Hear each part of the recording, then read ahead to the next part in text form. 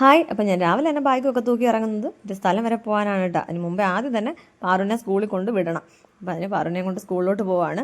അപ്പോൾ സ്കൂളിൽ പോയിട്ട് നേരെ ഞങ്ങൾ കടയിലോട്ടാണ് പോയത്. കട തുറന്ന് വിളക്ക് കത്തിച്ച് വെച്ചിട്ട് അവിടെ നിന്ന് ഒരാളെയും കൂടെ കൂട്ടിയിട്ടാണ് നമ്മൾ പോകുന്നത്.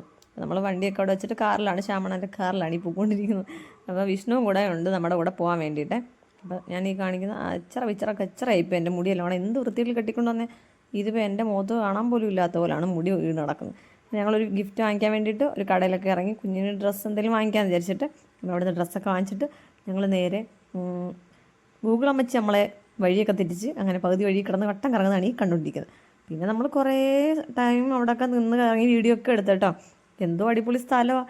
അടിപൊളി സ്ഥലം എന്ന് പറഞ്ഞാൽ അടിപൊളി സ്ഥലം. അപ്പം സുജിത്തിൻ്റെ വൈഫിൻ്റെ വീടിൻ്റെ തൊട്ട് വാതിക്കലാണ് ആറ്. ഈ ആറിൻ്റെ അവിടെയൊക്കെ നമ്മൾ കുറേ നേരം പോയി വായി നോക്കിയൊക്കെ നിന്ന്.